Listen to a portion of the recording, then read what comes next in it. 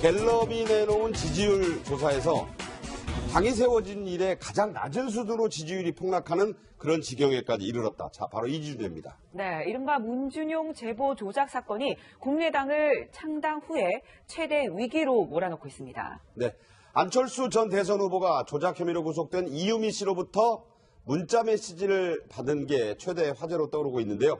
자, 이런 내용이었습니다. 네, 바로 검찰 소환을 앞두고 이유미 씨가 안철수 전 대표에게 문자 메시지를 보냈습니다. 바로 지난달 25일 제발 고소 취하를 부탁드린다.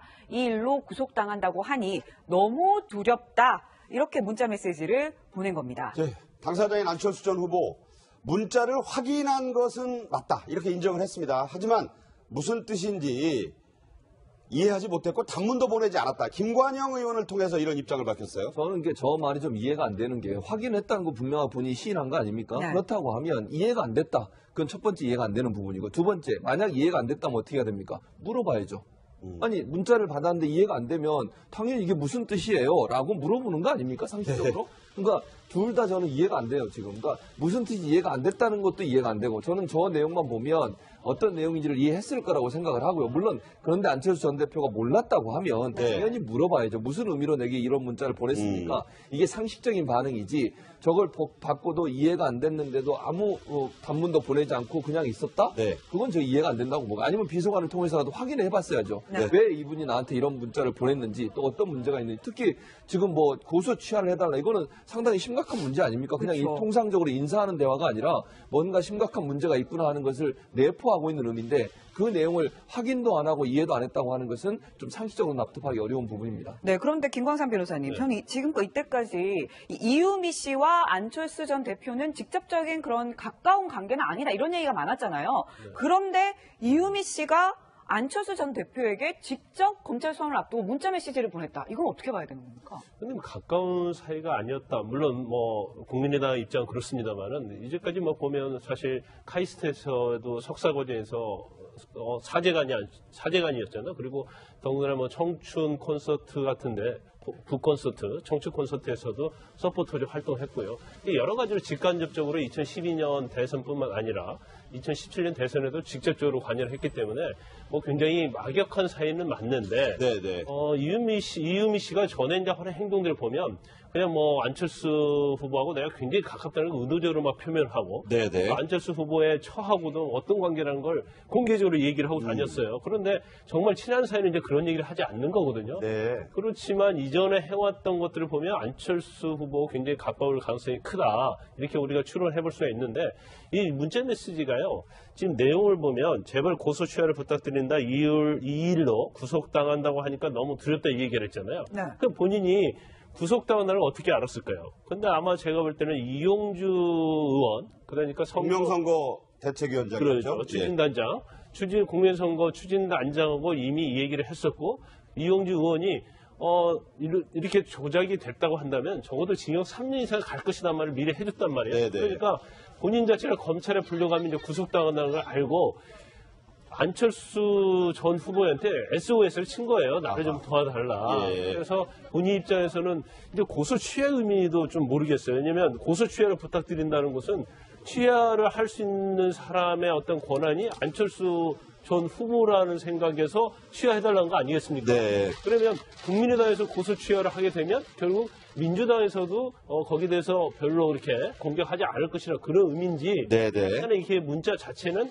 안철수 후보에게 굉장히 읍소를 하고 있지만 내용 자체는 굉장히 뚜렷하지 않아서 아마 이 부분에 대해서도 검찰에서 분명하게 좀 조사를 할 겁니다. 네, 이 조작 사건의 또 다른 당사자, 또 핵심 인물이라 할 수 있는 이준서 전 최고위원이 녹취폭로전인 지난 5월 1일 선대위의 상임선대위원장이었던 박지원 전 대표에게 보낸 이 제보, 이것도 지금 화제가 되고 있어요. 카톡 내용을 좀 보시면 캡처 11장 전송, 통화 실패, 함께 공부했던 친구들 이런 식으로 5번이나 연락을 했다 이런 얘기인데 하지만 박지원 전 대표 어떤 보고도 받지 못했다라고 해명을 했는데 그 이야기 직접 들어보겠습니다.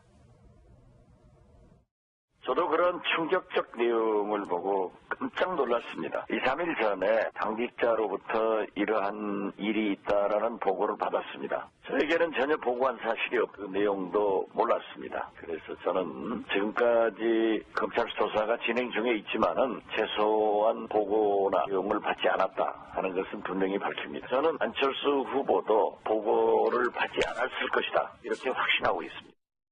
네, 아니 휴대전화로 이렇게 문자 메시지를 보냈는데 어떻게 모를 수가 있냐 하는 질문에 대해서는 이렇게 얘기를 했습니다.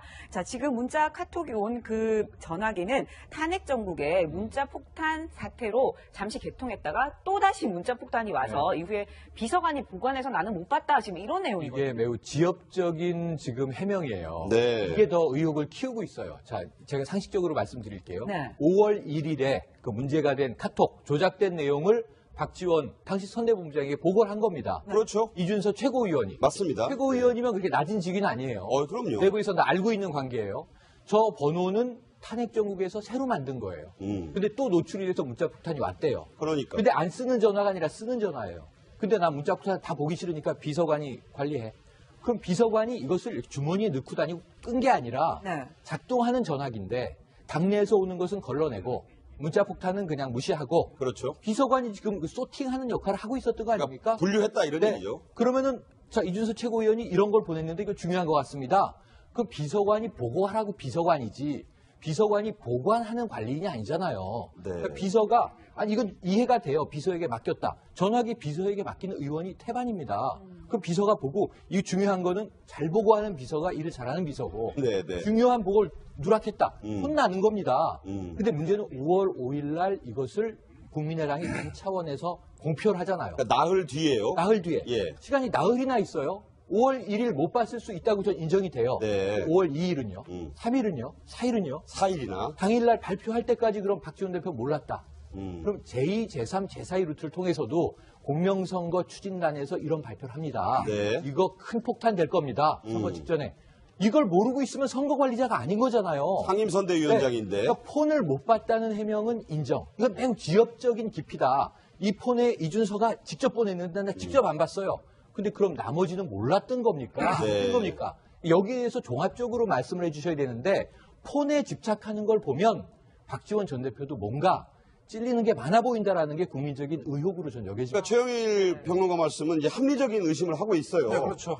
그러니까 이게 많아 보인다. 예, 그러니까 이게 이제 큰 차원에서 보면 뭐 디테일하게 그 비서관이 보고를 했는지 안 했는지 이게 중요한 게 아니고 원내 제3당인 국민의당이 위기에 대처하는 모습이 이런 정도밖에 안 되느냐에 대한 실망이 있는 것이죠. 정말 네. 우왕좌왕 갈팡질팡하고 있습니다.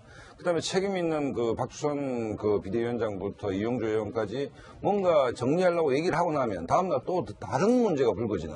네. 그러니까 우리가 위기에 대응할 때 뭐 늘 항상 하는 얘기가 선제적이고 과감하게 그걸 끊어내야 된다라고 보는데. 그러니까요. 당의 주도적인 그 정치인들이 나와서 해명을 하고 나면 다음날 새로운 문제가 불거지고. 그다음에 안철수 전 후보도 나와서 전체적으로 정리할 수 있는 타이밍을 놓치고. 그렇다고 본다면 정말 그 공당으로서 위기 관리능이 이것밖에 안 되는 데 대한 실망들이 있는 것이고 정말 이 문제는 국민의당이 갖고 있는 그 민낯을 좀 적나라하게 보여주면서 정말 당의 그 어떤 존립 자체가 뿌리째 좀 흔들리는 상황이다 이렇게. 예. 자, 네, 이 상황에서 네. 또 나오는 게 또 바이버라는 게. 네, 최 예. 교수님. 예. 저는 이 앱을 쓰지 않아요. 네. 그런데 좀 더 의혹을 키우는 것이 바로 이 이주선 저 최고위원이 이준서 저 최고위원이 보낸 이게 문자 메시지가 바이버를 통해서 보냈다. 이런 얘기가 나오는데 바이버가 어떤 문제가 있는 거죠? 스마트폰 앱도 깔아놓긴 했는데 저는 별로 사용은 않습니다만 이게 이스라엘이 만든 거라고 네, 해요. 이스라엘에서 만들어진 스마트폰 앱이고요. 이게 네. 위치 추적이나 이런 걸 안 되게 돼 있고요. 그다음에 복구가 어려워요. 지워버리면. 아, 그래요? 그러니까, 예, 그럼 흔적을 찾을 수 없는 거죠? 흔적을 찾기가 힘들죠. 네. 뭐 물론 고도의 무슨 기술자가 아닌 이상은 네. 흔적을 찾기가 힘들어서 대체적으로 많은 사람들이 보안상 필요해서 또 남에게 노출되지 않을 목적으로 사용하는 애플리케이션이고요. 그래서 아마 국민의당에서 아마 그러니까 자당의 여러 사람들, 필요한 사람들만 정보를 교환하고 이게 노출되기를 꺼리는 그런 내용들을 아마 바이버를 통해서 보내는 가능성이 있고 그래서 바이버를 통해서 보냈다고 하는 것도 어찌 보면 그 여러 가지 좀 숨기려고 하는 의도가 있었지 않았냐는 의도를 갖고 있고요. 또 네네. 하나만 더 얘기하면 네. 유병헌 전 회장 아시죠? 그러니까요. 네네. 세모그룹에 세모그룹 그분도 이걸 썼어요. 세월호 참사의 장본인 중에 하나. 그분도 바이버를 썼어요? 그랬었죠. 그러니까 자기가 노출되지 않고 자기가 다른 사람과 메시지 전할 때 그게 드러나지 않게 하기 위해서 이런 바이버라고 하는 애플리케이션을 썼었죠. 네. 자, 이런 와중에 추미애 민주당 대표와 박주선 국민의당 비대위원장이 언쟁을 심하게 벌이고 있는데요. 직접 들어보겠습니다. 발표는 결국 박지원 상임선대위원장으로 향하는 의혹의 시선을 차단하겠다는 의도가 너무 뻔했습니다. 안철수 후보와 박지원 상임선대위원장 두 분의 침묵은 짧으면 짧을수록 좋을 것입니다. 검찰의 엄정한 수사와 함께 두 분의 책임 있는 입장 표명을 기다리겠습니다. 추미애 대표는 국민의당 지도부와 대변인단이 총동원되어 조직적으로 개입한 것이라고 주장을 했습니다. 검찰에게 수사 가이드라인을 제시한 것이나 다름이 없습니다. 결국 민주당은 이인우 씨 사건을 빌미로 국민의당 죽이기에 나선 것이 아닌가 하는 생각을 네, 이렇게 되니까 이제 안철수 전 대선 후보의 입, 여기에 이제 이목이 쏠리고 있어요. 그런데 정두원 전 의원, 안철수 전 후보를 향해 이런 극단적인 표현까지 했습니다. 일단 들어보고 얘기 나누겠습니다. 사과야 뭐 당연한 거고. 근데 저는 이제 어차피 안철수 전 대표는 재기가 어렵다고 보고 있거든요. 이런 일이 없더라도. 근데 이런 일이 생겼기 때문에 치명적으로 이제 사실 죄송하지만 종친 겁니다. 어떤 내용의 사과를 하더라도 하여간 저거는 다시는 이제 기회가 없다고 생각해요. 그분한테. 네, 지금 안철수 전 대표 종쳤다 이런 극단적인 표현까지 썼는데 네. 어쨌든 지금 모든 관심은 안철수 전 대표가 이 제보 조작 사건을 알고 있었냐 몰랐냐 관련이 돼 있냐 아니냐 바로 이 부분 아니겠습니까? 그렇죠. 이제 어떻게 보면 공당으로서 어떤 이런 검증을 과연 소홀히 할 수 있느냐. 더구나 선거 당시에 가장 큰 이슈가 되어 있었고 어떻게 보면 국민의 입장에서 이 한 방으로 선거를 뒤집을 수 있다 이런 판단을 했다고 한다면 대표나 후보가 몰랐을 리가 없다 이제 그런 취지죠. 그래서 네. 추미애 대표의 어떤 이런 발언 자체가 사실은 뭐 제가 볼 때는 그렇게 뭐 너무 오버한 것이다 이렇게 볼 수는 없을 것 같아요. 그리고 일단 더불어민주당에서는 가장 초점을 이제 안철수 전 후보하고 그다음에 박지원 전 대표에 대해서 입장을 빨리 밝혀달라는 거 아니겠습니까? 근데 그리고 빠르면 빠를수록 좋다. 그러니까 침묵이 짧을수록 좋다는 얘기를 취지를 하고 있는데 그 말은 저는 맞다고 봐요. 그래서 정말 조직적으로 한 것이 아니다고 한다면 또 조직적으로 했다고 한다면 당연히 뭐 국민의당이 존폐의 위기에서 빠져나오기 쉽지 않겠죠. 하지만 본인들 입장에서는 조직적으로 한 것이 아니다고 하기 때문에 오히려 제가 볼 때는 일단 처음에 이 사건이 터졌을 때의 어떤 사과를 하면서 만약에 우리 당에서 조직적으로 이걸 했다고 하면 뭐 정계를 은퇴하겠다 이런 식으로 명백하게 밝혔으면 오히려 굉장히 시간적으로도 타이밍이 좋았다고 봅니다. 그런데 일단 타이밍을 한번 놓쳤다고 보고요. 근데 정두원 의원이 아까 얘기한 것처럼 종쳤다는 얘기를 했는데 굉장히 극단적인 발언이긴 해요. 그렇지만 이 부분도 사실은 국민의당에서 세게 들으면서 향후의 대책에 대해서는 국민의 어떤 눈높이 시각에서 입장을 발표하는 것이 적합하다 이렇게 봅니다. 자, 이 얘기를 마무리하면서요. 갤럽 여론조사 매주 나오는데 국민의당 5% 제일 밑에 있어요. 5%까지 떨어졌습니다. 어떻게 봐야 됩니까? 그러니까 뭐 종이 쳤는지 안 쳤는지는 모르겠는데 국민의당이 이제 뿌리는 호남이고 그다음에 가지와 잎사귀는 이른바 새로운 정치로 표현되는 수도권 아닙니까? 근데 이제 뿌리도 지금 흔들리고 있는 것이고 새로운 정치가 정치 공작으로 치환돼 버렸기 때문에 당이라는 것이 집권을 위해서 이렇게 생각이 같은 사람들이 모였는데 그 생각과 비전이라는 것이 안철수의 새로운 정치였는데 안철수의 새로운 정치가 정치 공작이냐. 그렇게 됐을 때는 당연히 존립 기반이 근제에서부터 뭐 흔들리고 있는 것이죠. 그렇기 때문에 어쨌든 국민의당은 창당 이후 뭐 총선에서 일약 호남 일당, 제3당으로 도약을 했지만 안 좋은 일이 몰아서 온다고 지금 최대의 위기에 봉착한 게 아닌가 이런 생각이 듭니다. 네. 화불다랭이란 말이 생각나는 그런 국면인데 과연 어떻게 이 국면이 조작된 내용을 박지원 당시 선대본부장에게 보고를 한 겁니다. 그렇죠. 이준서 최고위원이. 맞습니다. 최고위원이면 그렇게 낮은 직위는 아니에요. 그럼요. 내부에서 다 알고 있는 관계예요. 저 번호는 탄핵 정국에서 새로 만든 거예요. 근데 또 노출이 돼서 문자폭탄이 왔대요. 그러니까. 근데 안 쓰는 전화가 아니라 쓰는 전화예요.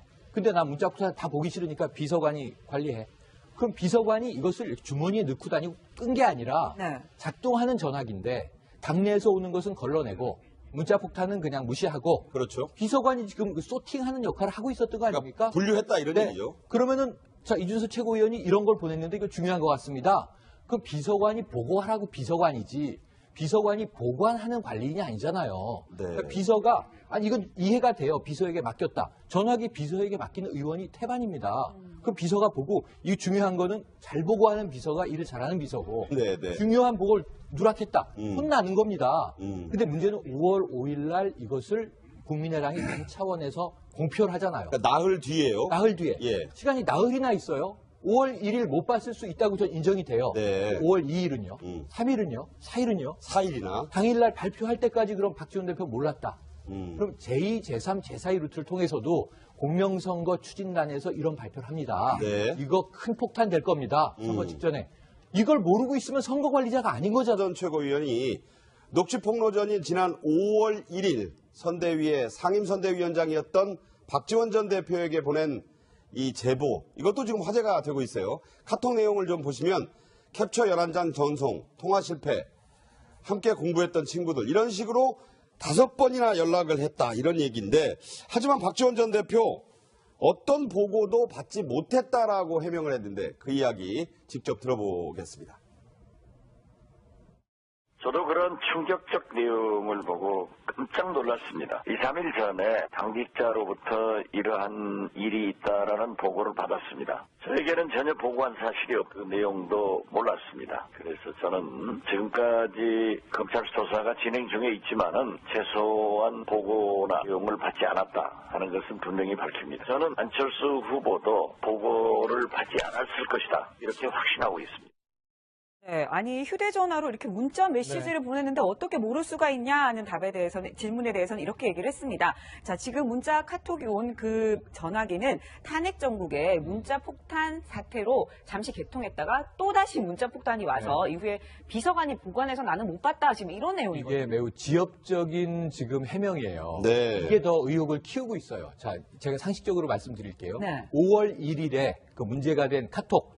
갤럽이 내놓은 지지율 조사에서 당이 세워진 이래 가장 낮은 수준으로 지지율이 폭락하는 그런 지경에까지 이르렀다. 자, 바로 이 주제입니다. 네, 이른바 문준용 제보 조작 사건이 국민의당을 창당 후에 최대 위기로 몰아넣고 있습니다. 네, 안철수 전 대선 후보가 조작 혐의로 구속된 이유미 씨로부터 문자 메시지를 받은 게 최대 화제로 떠오르고 있는데요. 자, 이런 내용이었습니다. 네, 바로 검찰 소환을 앞두고 이유미 씨가 안철수 전 대표에게 문자 메시지를 보냈습니다. 바로 지난 25일입니다. 지난달 25일 제발 고소 취하를 부탁드린다. 이 일로 구속당한다고 하니 너무 두렵다. 이렇게 문자 메시지를 보낸 겁니다. 네, 당사자인 안철수 전 후보 문자를 확인한 것은 맞다. 이렇게 인정을 했습니다. 하지만 무슨 뜻인지 이해하지 못했고 단문도 보내지 않았다. 김관영 의원을 통해서 이런 입장을 밝혔어요. 저는 저 말이 좀 이해가 안 되는 게 확인했다는 거 분명한 본인이 시인한 거 아닙니까? 네. 그렇다고 하면 이해가 안 됐다. 그건 첫 번째 이해가 안 되는 부분이고 두 번째 만약 이해가 안 됐다면 어떻게 해야 됩니까?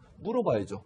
아니 문자를 받았는데 이해가 안 되면 당연히 이게 무슨 뜻이에요? 라고 물어보는 거 아닙니까? 상식적으로? 그러니까 둘 다 저는 이해가 안 돼요 지금. 그러니까 무슨 뜻이 이해가 안 됐다는 것도 이해가 안 되고 저는 저 내용만 보면 어떤 내용인지를 이해했을 거라고 생각을 하고요. 물론 그런데 안철수 전 대표가 몰랐다고 하면 당연히 물어봐야죠. 무슨 의미로 내게 이런 문자를 보냈습니까? 이게 상식적인 반응이지 저걸 받고도 이해가 안 됐는데도 아무 단문도 보내지 않고 그냥 있었다? 네. 그건 저 이해가 안 된다고 보고 아니면 비서관을 통해서라도 확인을 해봤어야죠. 네. 왜 이분이 나한테 이런 문자를 보냈는지 또 어떤 문제가 있는지 특히 지금 뭐 고소 취하를 해달라 이거는 상당히 심각한 문제 아닙니까? 그냥 그렇죠. 통상적으로 인사하는 대화가 아니라 뭔가 심각한 문제가 있구나 하는 것을 내포하고 있는 의미인데 그 내용을 확인도 안 하고 이해도 안 했다고 하는 것은 좀 상식적으로 납득하기 어려운 부분입니다. 네, 그런데 김광삼 변호사님, 형이 지금껏 이때까지 이유미 씨와 안철수 전 대표는 직접적인 그런 가까운 관계는 아니다 이런 얘기가 많았잖아요. 그런데 이유미 씨가 안철수 전 대표에게 직접 검찰 소환을 앞두고 문자 메시지를 보냈다. 이건 어떻게 봐야 되는 겁니까?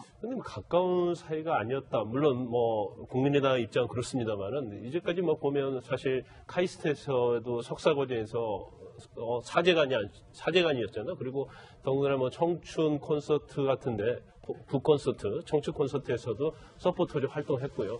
여러 가지로 직간접적으로 2012년 대선뿐만 아니라 2017년 대선에도 직접적으로 관여를 했기 때문에 뭐 굉장히 막역한 사이는 맞는데 네네. 이유미 씨가 전에 이제 하는 행동들을 보면 그냥 뭐 안철수 후보하고 내가 굉장히 가깝다는 걸 의도적으로 막 표현하고 네네. 또 안철수 후보의 처하고도 어떤 관계라는 걸 공개적으로 얘기를 하고 다녔어요. 그런데 정말 친한 사이는 이제 그런 얘기를 하지 않는 거거든요. 네. 그렇지만 이전에 해왔던 것들을 보면 안철수 후보가 굉장히 가까울 가능성이 크다. 이렇게 우리가 추론해 볼 수가 있는데 이 문자 메시지가요. 지금 내용을 보면 제발 고소 취하를 부탁드린다. 2일로 구속당한다고 하니까 너무 두렵다 이 얘기를 했잖아요. 네. 그럼 본인이 구속당한다는 걸 어떻게 알았을까요? 근데 아마 제가 볼 때는 이용주 의원, 그러니까 공명선거 대책위원장이죠. 그렇죠. 추진단장, 국민선거 추진단장하고 이미 이 얘기를 했었고, 이용주 의원이, 이렇게 조작이 됐다고 한다면 적어도 징역 3년 이상 갈 것이란 말을 미리 해줬단 말이에요. 네네. 그러니까 본인 자체가 검찰에 불려가면 이제 구속당한다는 걸 알고, 안철수 전 후보한테 SOS를 친 거예요. 나를 좀 도와달라. 예. 그래서